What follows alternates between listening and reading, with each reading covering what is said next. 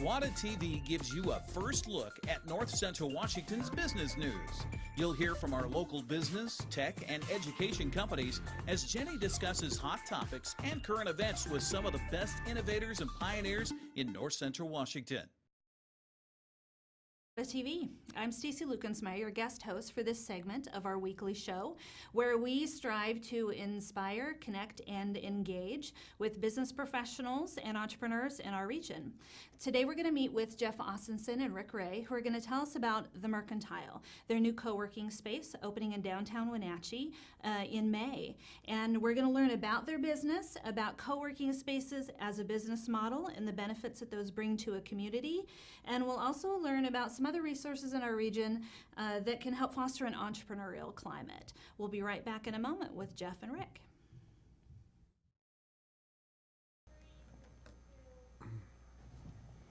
Welcome back. Gentlemen, thank you for joining us here on GWATA TV. We have Jeff Austinson and Rick Ray with us. So you both have really interesting backgrounds. Can you tell us a little bit about yourselves? Sure. I grew up in Wenatchee, went to high school here and moved away to go to college for a while. I actually have a degree in psychology, was a therapist for a while. Then moved back to the Valley in '97 to be part of my family's organic orchards and packing and shipping facilities. So I spent 8 years managing packing and shipping for the family. And then kind of in a wild hair wanted to do something different, and a friend of mine was trying to get into documentary film and video production, and he didn't have much experience with business, but I did. So he was sort of the art and I was the business, and that's when we started Howlett the Wind Productions, got into video production and documentary filmmaking, been doing that for the last 12 years. But I've also been very involved with downtown and on several boards and working on sort of a general theme of economic development, particularly for downtown. And that's really when Rick and I started talking about co-working space as something that was just desperately needed. Also wanted to have a space for North 40, so we started talking about what would that look like and what would the possibilities be, and you know, ultimately we did find a building to do that. But that's kind of my background, somewhat of a generalist and a lot of different things going on, but business and sort of local prosperity have been the kind of themes most of my life. Excellent. Yeah. Most of my professional career has primarily been spent in education, but really non-traditional education worlds. I've been focusing on where education meets or intersects with filmmaking and digital storytelling, and how can we take a lot of this very engaging technology that kids are very enamored with and write curriculum around some of these digital tools. So I started off with running a youth media art center in Salt Lake City called Spy Hop Productions, where we worked with K-12 populations with filmmaking, sound production, web design, game design. But really, our goal wasn't to be cranking out young media artists, although a lot of kids fell in love with the process and decided to pursue that full time. But how can we give kids a skill set and give them an opportunity to explore their vision and explore their voice, and really empower and engage them to get through school and prepare them for life after high school. I like that. Yeah. Yeah, that's really strong. And then since then, after leaving that organization in 2010, I relocated from Salt Lake City to North Central Washington and spun off a teacher training organization. So from 2010 through 2017, I ran a teacher training organization called Shift, where we were training public school teachers on how to integrate new media, particularly around film and storytelling, into core curriculum to excite kids about biology and history and English. So that's what I've most recently been doing until this latest project, launching this co-working space with Jeff and I and our 2 wives, and also currently leading a startup team hoping to open the first charter school in the region here in the fall of 2021. So also a pretty varied and diverse path in history. A lot going on for both of you. Well, I think for our wives went to high school together, so that's how we originally met. But we both have a passion for the documentary format. Rick from the educational side, mine from more of the production side, although he's been involved in production and I've been involved in curriculum. But ultimately, when Rick and Corey moved back to town, Rick was looking for some place to work. And my office is fairly large, and we had extra desks. And Rick was just a little tired of working out of his house because he e-commutes a lot. And he said, hey, can I rent a desk in your office? And I'm like, why not? Let's see.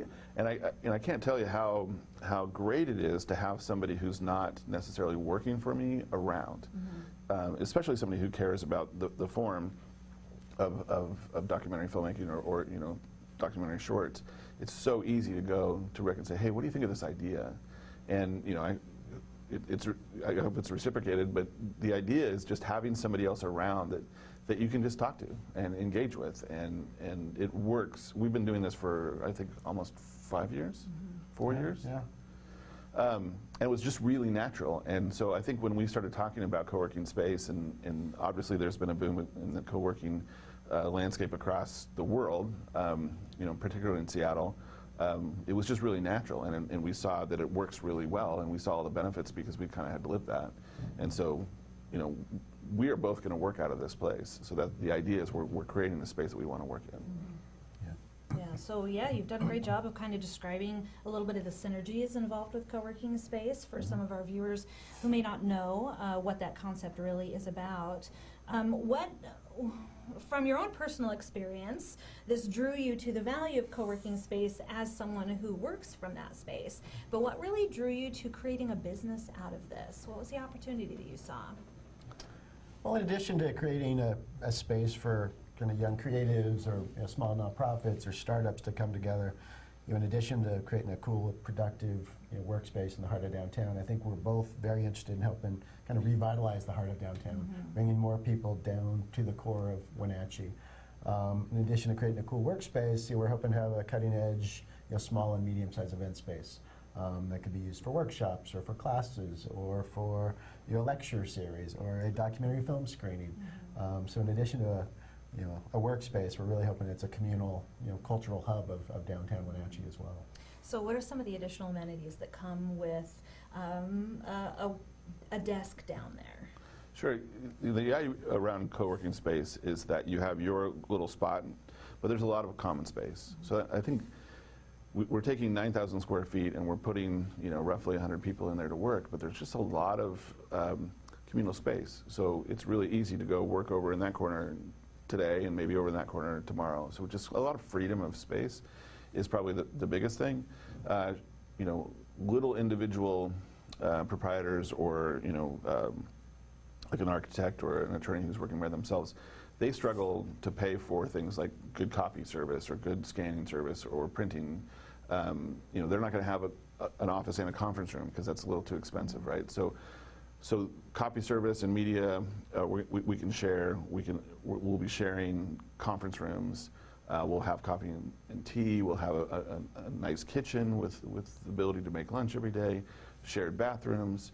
Wi-Fi is a huge deal.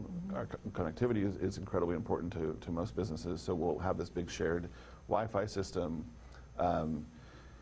So there's just a lot of things that, as an individual and as a small business owner, I understand this, as well as anybody, is that it's really expensive to have a really nice conference room at your disposal. Like, I can't afford to do that as a small, 4 or 5 person shop. But if I share those costs, we can have cutting edge and a fantastic conference room, right? So that's the model. I mean, I think, Rick talked about social events, that we can hold there as well. But I think there's also a lot of opportunity to have member-only events, just socials. Let's on Friday, let's have a happy hour from 4 to 6 and just kind of get to know each other. I mean, the thing that I am most excited about this is the idea that we could have, North 40 could have a new product or a new documentary short or documentary feature and say, hey, at 4 o'clock, anybody who's interested, come on down to the screening room and we're going to watch this and I want to get some feedback. That to me is just, it's such a valuable part of my process, just to have the access to people who are interested and have an opinion. And I think a number of other businesses would feel that same way. So before you've even opened, do you have a number of tenants that have already signed on? Who's going to be relocating downtown? Well, we've had quite a bit of interest. I think on the private suite side, we've already reserved over half the spaces. But in addition to having GWATA inside the space, Our Valley, Our Future has expressed interest in moving their operations down there. Our school, Pinnacles Prep, will be operating out of there until we find a long-term home. We've got a couple engineers that have committed to space. We've got at least one photographer at this point. Likely two. A real estate firm, a small real estate firm, as well as a marketing company. And a lot of individuals who, I don't know if it's surprising, but because of what we're offering, a lot of people have come out of the woodwork and say, oh yeah, I'm an attorney, my office is in Seattle, but I choose to live and work over here. We're finding a lot of those people in the community are coming forward right now, and it just turns out there's a lot of e-commuters in this town. And for obvious reasons, because we're close to Seattle, we have decent transportation to get to Seattle, and the quality of life here. People want to live in Wenatchee, and if they can have a job in Seattle, all the more power to them. Yeah, that's a really interesting, diverse mix already. Individual business people, some community organizations. Yeah. So we're going to take a quick break, and then we'll come back and hear more about some resources for entrepreneurs in the region, continue with a little bit of your vision for this space. Great. So we'll be back in a moment.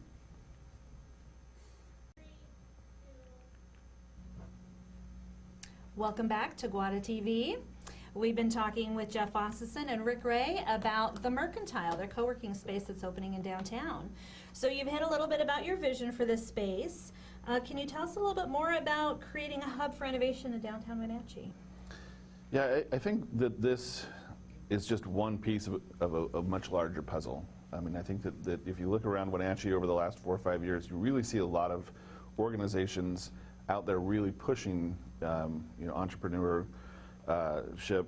tech, just cultivating a lot of new interest in this region, maybe from within, and also recruiting people in. So you think about the port, and what they're trying to do is bringing new business in, and you think about the San Francisco leg, direct flight from our airport, the Center for Entrepreneurship that you run up at the college, and you've got GWATA out there, creating Flywheel and doing a whole bunch of other stuff, and then you've got the PUD that supplies this great fiber network for us, and you've got the downtown, and you've got the city, and they're all really working towards the same thing.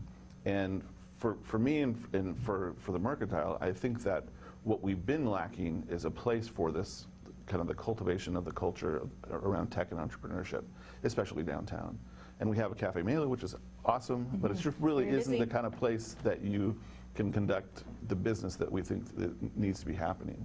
So if you look at that landscape, the place that starts to get developed is missing.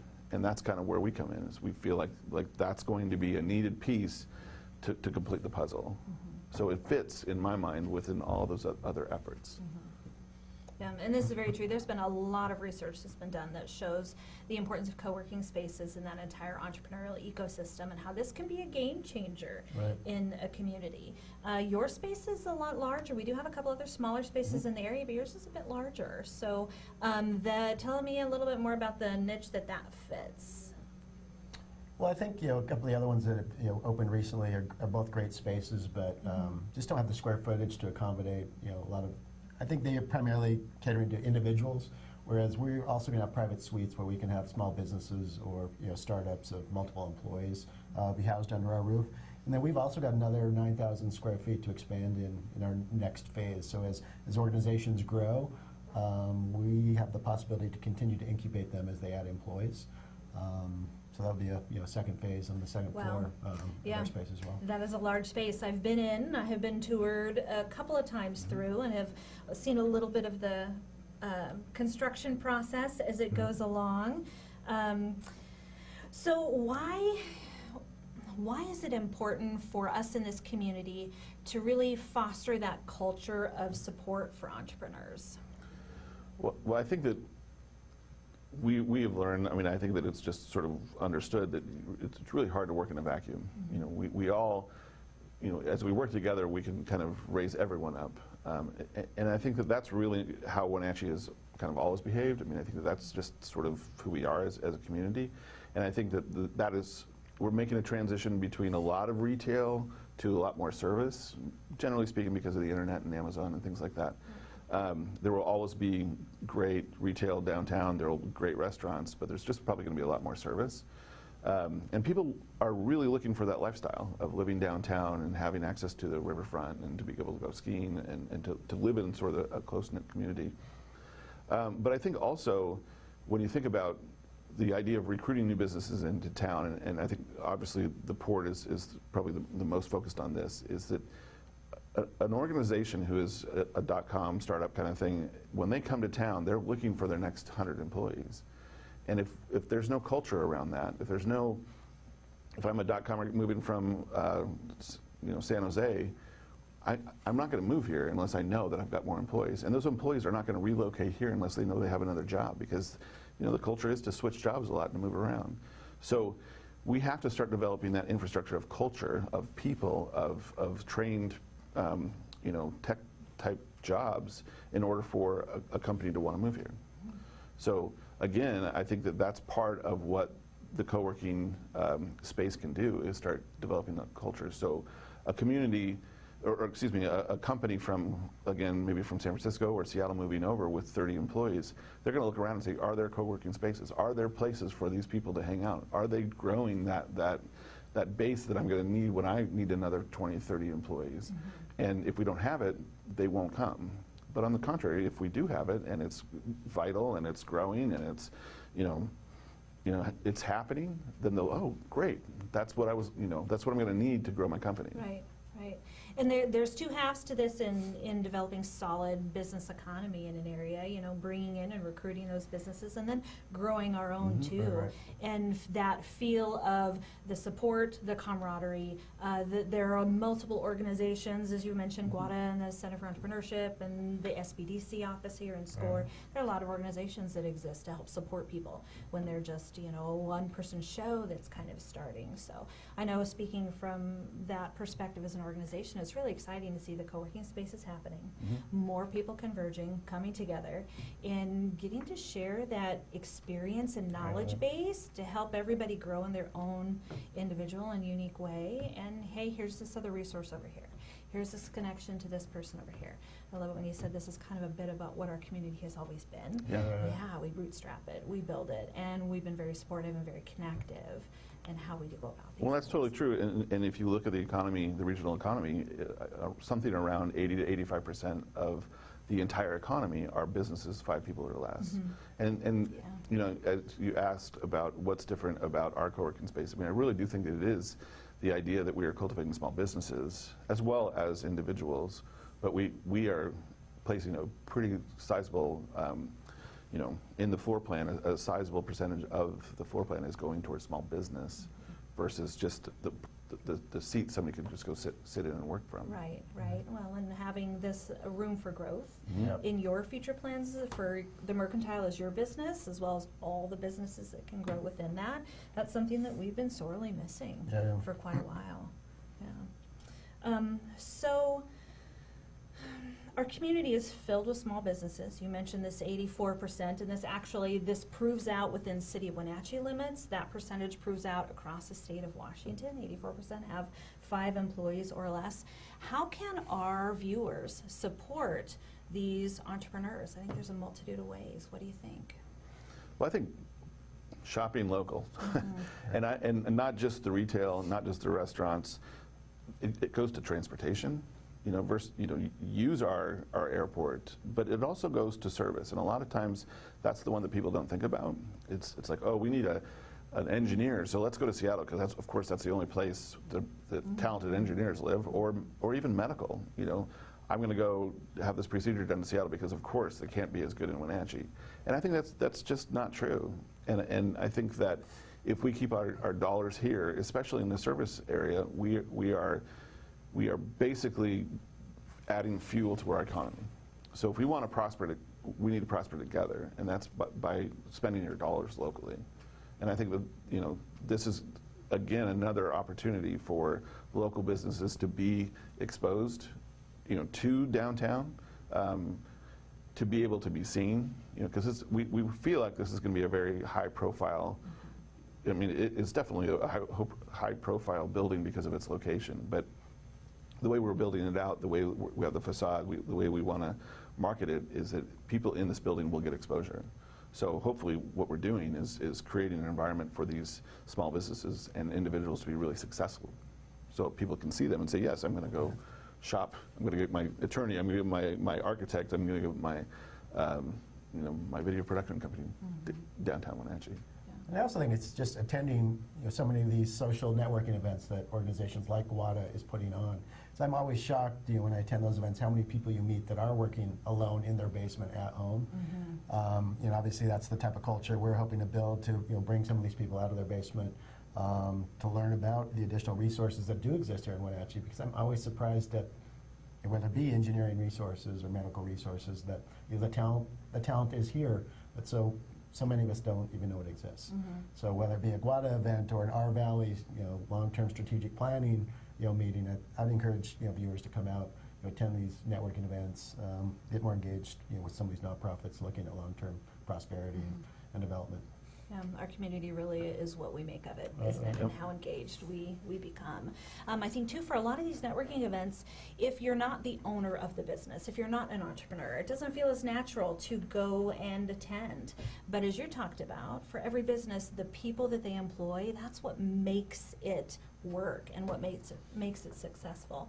So how do you think we can get more people who are at that level to engage in these things that they may perceive as entrepreneur only? Well, I think that, I like to look at trajectory versus where we are today. And I think that if you think about what's been going on over the last decade in Wenatchee, and you think about things like Pybus Market, for example, and downtown revitalization, and the development of your organization and GWATA, and it's all in the works, and that's the best part, is that the plans we've made and the work that has been done is leading us to a place where downtown is getting revitalized. There's a lot of new movement. A lot of buildings are being remodeled.